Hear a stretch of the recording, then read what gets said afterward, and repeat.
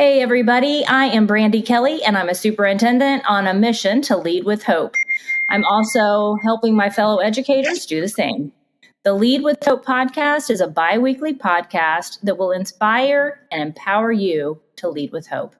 Check out my website at leadwithhope.net. On today's show, I am honored to welcome Dr.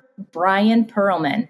Dr. Pearlman is a veteran educator, school administrator, mental health therapist, PD leader, keynote speaker, adjunct professor, author, and I'm sure there's a lot of other titles we could throw in there, Dr. Pearlman. But his expertise is helping all children succeed. He addresses challenging behaviors, trauma, school improvement, mental health, and self-care, which are all very needed right now.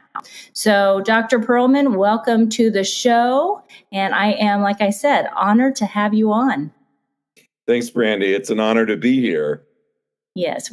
Well, like we were saying before the show started, we had to persevere and we had to push through to make this happen because of busy schedules. And you're in high demand right now. A little bit. Things are a little bit busy right now, but that's okay. Mm-hmm. Always make time because this is awesome. So glad to be here. I appreciate you making time for me and for the show. And I'd like to start out with one of my favorite questions because I love meeting new people and hearing about their stories. So why don't you start off by telling us your story? All right. Wow. This could take a while. I'll make it brief, maybe. I'll try my best. Okay. Thank you again for having me here. My story is I hated school, kindergarten through 12th grade. It was not made for me. Definitely not. I'm sure I had ADHD before that had a name. Definitely undiagnosed. Probably a reading and writing disability. Was also really gifted in math. So that made, I'm sure, a lot of fun for the teachers that had me going through. So I did not like school. I liked math. I liked a gifted program, and I really liked sports. Someone who, if my parents would have let me, I would have tried to drop out at 16 because it just wasn't for me.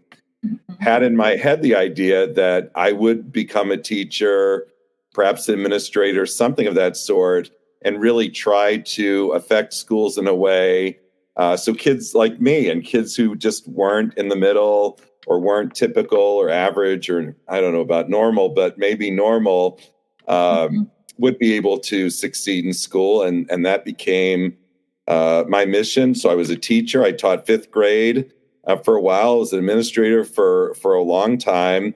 And at some point, my next step was to be a superintendent. And me personally, I just didn't feel like that was the right fit. My wife's a therapist. She has a therapy practice here in St. Louis. So I decided I would come help her expand the practice. And through that, I ended up getting my own master's in social work. And it was just going to help me know what we were doing and help trainings and things that I do. I ended up falling in love with it. And so I became a therapist, amongst other things that I do. And as I mentioned before the show started, I was hoping to see about 15 people a week. The pandemic hit, and I'm averaging somewhere between 45 and 50 clients a week. Feel great about it. I think, Brandy, you and I both probably were practicing therapy as teachers and administrators just without a license. As an administrator, there weren't many people who just came just to say you're doing a great job or whatever. It's like people were struggling and often probably had mental health background to that. So briefly, that's my story. I just got into this field of education and mental health to try and help people, to succeed and succeed and exceed their expectations. So now I'm here. Yeah, that's awesome. And, as an educator, that's why we go into education, as you said very well, to help people. And then just that natural progression into therapy for you has just taken you into a whole nother realm. my journey in education was a little bit different. I didn't start out as a teacher. I started out as a school social worker. So I got my license and I was a school social worker, and then I became a principal. So thinking about what you're doing now in your mental health practice, how do you think that if you had the skills and the knowledge and the expertise as a principal that you have now, how would that have helped you? Oh my gosh, Brandy, I wish I had had a similar path to you, because I think that all administrators, probably all teachers, need more training, whether it's in counseling related things or social work or just mental health in general. In books that I've written, I think the part that people like the best are all the dumb things that I did or what I learned from my mistakes. And clearly, I would have done things a lot different. For a while, as a first-time administrator, I literally think I suspended more people than anyone in St. Louis County, and I didn't know any better. Like, that's what we were told to do, and you send them out and they're going to come back better, and that never happened. Suspensions are not effective, especially for kids with high anxiety or depression, or even those that are facing trauma. We're sending them home. They're spending more time in a negative, getting more anxious, feeling more depressed, maybe being more traumatized. And in some bizarre way, I actually thought they'd come back better, and that just didn't happen. So just that being one example of, if I had known this, I would have done things that I did later in my career, and that I help with schools to try alternatives to suspensions, or really to get to what the antecedent is of a behavior, the function behind a behavior, and really help them to understand what's going on in someone's brain. The idea of a window of tolerance closing, fight, flight, freeze, that adrenaline goes, we get reptilian brain, our functional IQ can drop by 50 points, we can't communicate. It's like turning into the Incredible Hulk. And had I known that before, I would have done absolutely everything differently. So I definitely push for more training, more knowledge, more courses, more understanding of mental health, because again, when my wife, she's been a therapist her whole career, we had the career of here she was and here I was as these separate silos. And actually there was so much overlap, and like we just were never talking about these things. And when you realize that they're so interrelated, it just makes serving kids or helping kids or understanding them, that much more effective. Yeah, mental health and SEL, those are areas that I'm very passionate about. And the Lead with Hope system, that was really born out of my own personal tragedy and trauma. And you're talking a little bit about ADHD. As a child, you grew up and you might have had that undiagnosed, you said. I'm wondering, with the kids that you see, the adolescents, your population, I'm wondering how many of those kids deal with trauma in addition to, or maybe they don't have a mental health diagnosis. Maybe it is just trauma, but I feel like trauma just masks so many other issues that our kids face. But in your experience, how many kids do you see on a weekly basis who are dealing with trauma? A lot of them. Mm-hmm. I did as a principal, I do as a therapist. I don't know when and if they're going to update some of the ACE data, the adverse childhood experience stuff. But from pre-pandemic, the agreed upon thing was that about 2/3 of us faced at least one ACE, at least one adverse childhood experience, and that 1 in 8 of us had at least 4 of them, 4 or more. So when you factor that in, that doesn't include any mental health stuff, doesn't include living through a hopefully once in at least 100-year pandemic, that, there's another statistic that half of adolescents would qualify for a mental health diagnosis. You take the half, the 2/3, you take the pandemic, you take everything that's going on, that's everybody. Yeah. Like, everybody's facing something. And whether it's, everyone's trauma can be different, everyone's mental health can be different. Everybody has anxiety. We do. It's probably a survival thing that we have that in a little bit. But when it becomes moderate to extreme and it starts preventing us from doing things that we normally would like to do, that's where it becomes a problem. So, so often, I'm working on? What's the barrier? What's the obstacle? What are some things that we can try? How can we challenge some of our own negative thinking? How can we put a plan in place for success? And almost it's a universal thing because, I have the DSM-5 right, literally in arm's reach over here. Mm-hmm. There's no Bryan page in there. There's no Brandy page. If they say, okay, buddy, you got, 12% of your issue is anxiety, 18 is your ADHD, and 24 is your trauma history. Okay, that's fantastic. Like, what do I do with that? Mm-hmm. There's nothing on my forehead, a billboard that reads, right now I'm acting this way because I'm anxious, I'm depressed, I'm anxious, I've been re-traumatized.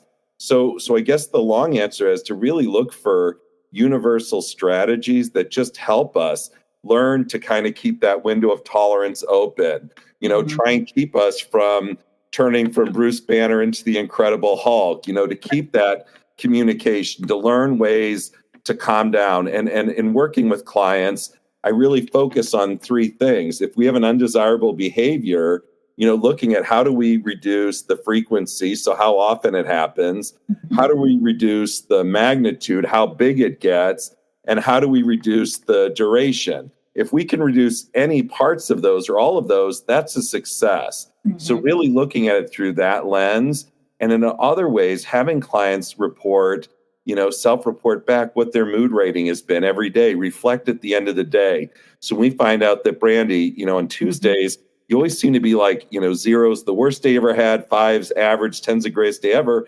Why are Tuesdays a 4, Brandy? And what about Thursdays make it a 9 so we can kind of capitalize on what we're doing here and try to mitigate the things that are going on and at least just help with that awareness. So there's a lot going on here and they're not mutually exclusive. They could have 5 diagnoses. It's still, at the end of the day, it's still Bryan or Brandy or whatever. Mm-hmm. Yeah. And you're hitting on the fact that it all starts with self-reflection. You have to reflect on the behaviors, on the attitudes, on the mindset. You have to improve your level of self-awareness and build your self-efficacy. So building those coping skills, whatever that may be, it's got to be individualized, and it all starts with self-reflection. The $1 million question, and I don't know if you'll have an answer for this or not, but I'm curious if there is any one size fits all, like one coping skill that you would say that everybody needs, what would that be? Wow, that is the $1 million question. Yeah. I may answer this by not answering this. So let me see how this comes out, and you can challenge me if I didn't.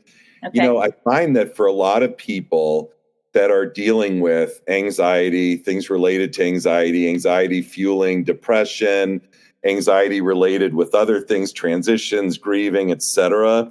I really feel like the idea of recognizing and challenging cognitive distortions, these negative thoughts that we all have, recognizing that we're doing it, learning how to question it, and really rewiring your brain has been one of the most effective strategies that I use and I've seen work with people. And things like, oh gosh, I'm catastrophizing now. I'm fortune telling now, I'm magnifying, making this thing really big, or I'm minimizing it. Things like I'm stuck in black and white thinking, or, mental filter, where I forget that 99 good things happened today and one small insignificant thing. And now I'm just focused on that. Learning to ask questions and rewire your brain. Things like, how do I know if this thought is accurate? Where's the evidence to support it? Are there other things or other people that contributed to this situation? One of my absolute favorite questions is, what would I tell a friend going through a similar circumstance? Because if Bryan gives good advice but doesn't take his own advice, that makes me a hypocrite. And I'm literally going to have a blinking light in here that says, no hypocrites allowed. So I feel like, if nothing more, that people start oh, that's what that was. It isn't true. The majority of these aren't true. And they're more pronounced when I'm isolated or bored or already dealing with something, so that I stop it before, it becomes a point where, it's going to take a while to come out of this. And then other strategies. I love the idea when we feel like we're starting to turn into that green guy, to squeeze ice cubes, right? Or get fast exercise or listen to music or just do things. And then the other thing is having people recognize, not that we're looking forward to a problem, but recognizing that sometimes these are predictable and avoidable situations. So kind of be prepared, have a kit or have a plan. I know my anxiety is going to go up when I go into that classroom and there's a substitute teacher, or I go in and now we're in the auditorium and there's so many people here, that we do have a plan in place, that we have it. So it's almost like our exit strategy or escape plan, so that I can handle this and cope. Even just knowing I can go to the bathroom and splash water in my face. I can go to the nurse's office and just lay down for a few minutes. The idea really of being prepared can really help a lot. So it's my one strategy, and I don't even know if I fully answered your question, but there's good stuff in there, I hope. You did. You more than answered my question. And, the thing that I love that you just said was that piece on cognitive distortions. We are our biggest obstacle so often. We get in our head, we catastrophize, we ruminate. We engage in all of these self-defeating behaviors. And if we could just get out of our way, be proactive, do the things that we know that we need to do to set ourselves up for success, we're going to see much more success in the people that we serve as well. And so it pays off big. It pays off exponentially. So you answered the question and you went above and beyond. So thank you. That was perfect. And it was a good segue into our next question, which hits on that Lead with Hope system that I've developed over the years. And like I said before, it's a system of self-efficacy. H stands for habits, O for optimistic outlook, P for passion, purpose, and perseverance, and E stands for excellence. So I'm curious, which one of those ideas resonate with you most and why? I am totally going to take a cop out here. Mm-hmm. I think that they're all very important. I really do. And it's not like that's just the thing because I don't want to have a favorite child or favorite staff person. I'm going to agree with all of it. I'm a big proponent of the glass being half full. So, of course, optimism really matters to me. And it goes along with sort of positive psychology, or with the idea of, if I could start out the day with putting positive things in my mind and looking at the good things and being excited, days tend to be better, at least our perception of it. But if I get up, today's going to suck, it's going to be the worst day ever, everything's awful, sometimes that definitely does happen as well. I'm also a big believer in habits. When people say, I just don't know if this person's motivated to do, while I believe in motivation, going along with habits, I believe a lot more in momentum, right? That if we start something and we have those habits in place and those routines, and we just get going and doing those things, it tends to almost become like muscle memory. We just do it. It just becomes part of it. So if I say, get in the habit of saying one positive thing when I get up, or getting up with a purpose, which goes to one of your other things on there, or tying that in with, excellence, I'm going to do the best that I possibly can. I really think that if you believe it and you say it, it does really impact things in a positive way. So total cop-out answer, I think all of them. The other P, passion really matters. As I work with clients, especially if people are kind of down or say they've just not had a really good, upbringing or life or things until this point, I try to really find out what their hopes and dreams are and really help them say, like, you're going to become like a dog with a bone. You're going to be so laser focused on what you want to become and what you want to do. There's going to be no time for any of that other stuff. You're not going to have time to get stuck in your head because you're just going to be so focused. And I tell them, I'll be here for you. I will totally get you through the speed bumps or the barriers, whatever. And I'll be here to celebrate with you too, but really focus on this. So sort of the acronym of HOPE. I like all of them. Yeah. Well, thank you. They're all my favorite kids. Well, thank you. I appreciate that. And, you talked a little bit about that optimism piece and that habits piece. And it makes me think of the brain science. It tells us that, just those simple habits every day, they're like building blocks. And you can rewire your brain by engaging in specific behaviors or habits over time.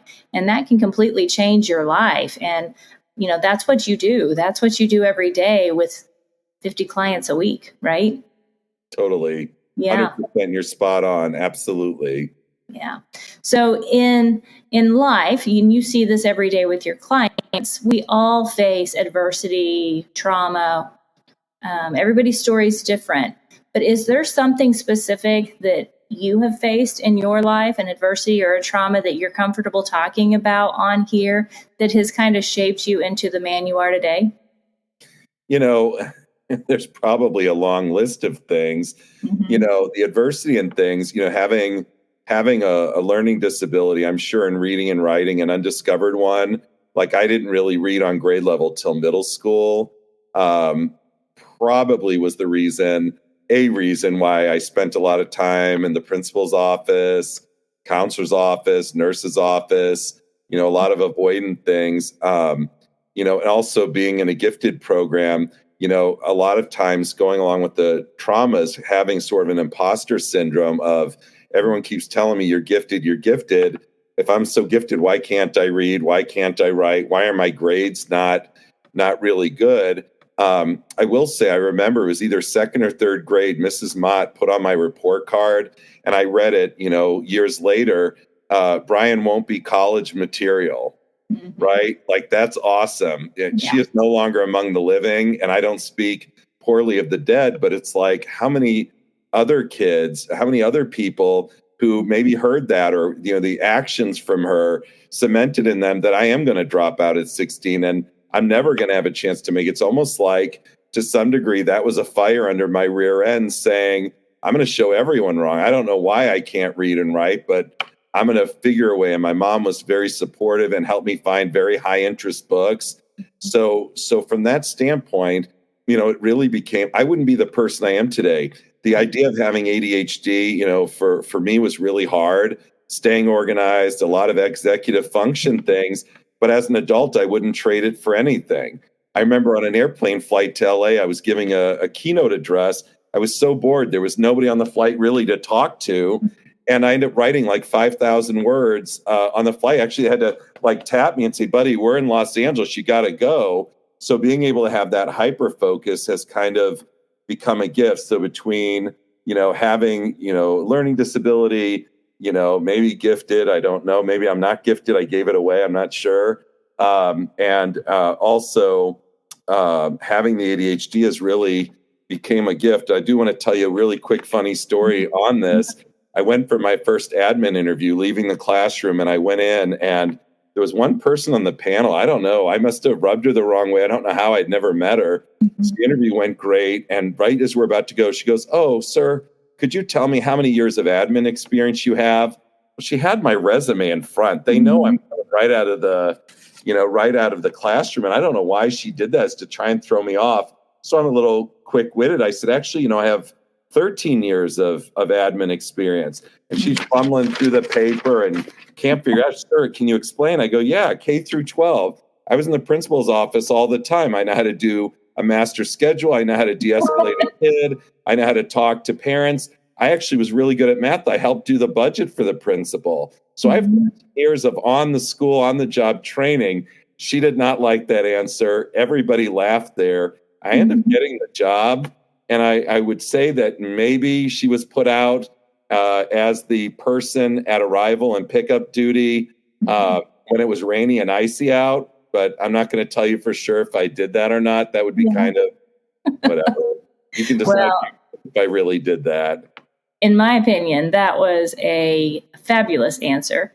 And, sometimes people in our lives, they do those things. Like you talked about the teacher. And in my K-12 career, I had great teachers, and I had a teacher like yours, one that I got engaged as a senior in high school. You think back on your younger self and you wonder why you did the things that you did, but it worked out. I'm still married, I will say. And I did get married right out of high school. But I digress. But anyway, I had a teacher that said, if you get married, you will never make anything of yourself.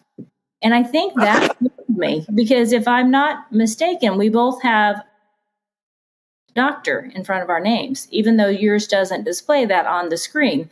But we're both doctors. And like you said, those kinds of experiences sometimes can fuel our passion. They can spur us on. And I believe it is through adversity, through those difficult times, that's the bumps that we climb on in life, right? That's why we do some of the things that we do. And for that teacher today, I am grateful.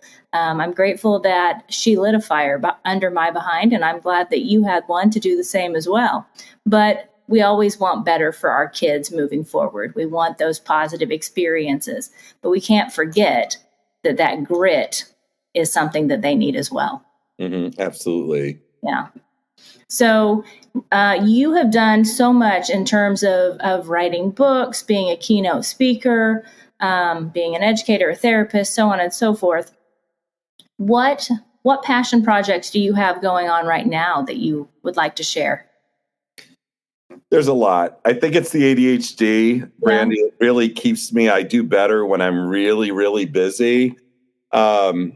There are a few. I came out with my third book in December. It was the first book that really was more focused for parents than, and also for staff, but more for parents. I'm writing a fourth book. I've been writing a fourth book for a while. Maybe it'll get done soon. Passion project wise, I'm on the road a lot. This gets into the very close to getting to the really busy part where I'll be in many different states, many different schools, different conferences and things, which I absolutely love that. I love getting up and making people laugh, making them tear up a little bit, give them some tools, help with empathy and compassion. So I'd say that's a big passion project. My wife and I guess maybe 6-7 years ago, started a nonprofit, and that nonprofit, we work with certain schools, the board selects, and we spend a year or so with them and really do a needs assessment and really are there for everything mental health related, whatever it is that they need. We've worked with a school in Delaware. We finished up with them a couple years ago, worked with a middle school in Memphis, worked with 2 schools in Alaska, which is phenomenal, and kind of deciding sometime around the first of the year to decide moving forward if we're going to be looking more to schools that are geographically closer to us here. Because I could tell you, I've probably been up to Alaska about 12 times. And being from similar areas where we are now, that's about a 12-hour commitment each way. And that does show grit and determination and everything. But it's such a blessing. I also teach 2 classes at Maryville University here, the Ed Psych class. And I just love that. I feel like I'm able to catch people before they get into the field, as most of my time I'm spending working with people who are already in the field. And it just feels really good to stay current on things. It helps me in my speaking. It helps me in my writing. It certainly helps me with the clients. So that's a very long answer to a short question. I just keep doing this stuff. I turned 52 years old this year, and I'll never retire. It's just not going to happen. And mainly because I just love what I'm doing. If you love what you're doing, it's the best thing. It's the best passion project, is just really enjoying what you're doing, knowing that you're helping people, continuously learning and all that. So, I don't know, if I live to 100, I might still be carting around the country doing, my trainings, and maybe still teaching at the university. I'll be the oldest adjunct professor in the history of the world, maybe. So just a lot of good stuff. That sounds like a good goal to have, Bryan. Giving back to the people and forming those relationships. And I am extremely grateful that we were able to connect today. We were able to talk, and I think this is going to be a great episode. A lot of wisdom in this episode. And so as we wrap up today, can you tell the listeners how they would connect with you if they wanted to learn more about you, bring you to their school, or even come to your clinic for some therapy? Awesome. Well, thank you. I usually will say I'm not going to have a self-promotion, whatever, and then I do anyway. So online, Most Valuable PD, short for professional development, mostvaluablepd.com is my professional development. The therapy practice is stlmentalhealth.com. I'm very active on Twitter or X or whatever it's called these days. I'm Dr. P_principal. So Dr. P_principal. Lastly, if they want to join a group of people that are involved in mental health, education, trauma, etc., we have a Facebook group, the Maslow Before Bloom Facebook group. You can get there just facebook.com/groups/Maslow Before Bloom, or just go to groups and type in Maslow Before Bloom. We're the only one there. I travel everywhere. I'm happy to do it. So long as the need is there, I'll continue doing it. And I hope you continue doing this, Brandy, because this has been awesome. And it's great to meet another fellow educator, mental health, admin person who's just as passionate about this work as I am, which is great. I love it. And this was great. And I look forward to staying connected with you, Bryan. And for the listeners out there, this concludes this episode of the Lead with Hope podcast. Don't forget to subscribe so that you don't miss an episode. Thanks again, Bryan. Thank you, Brandy. This podcast is a proud member of the Teach Better Podcast Network. Better today, better tomorrow, and the podcast to get you there. Explore more podcasts at teachbetter.com/podcasts, and we'll see you at the next episode.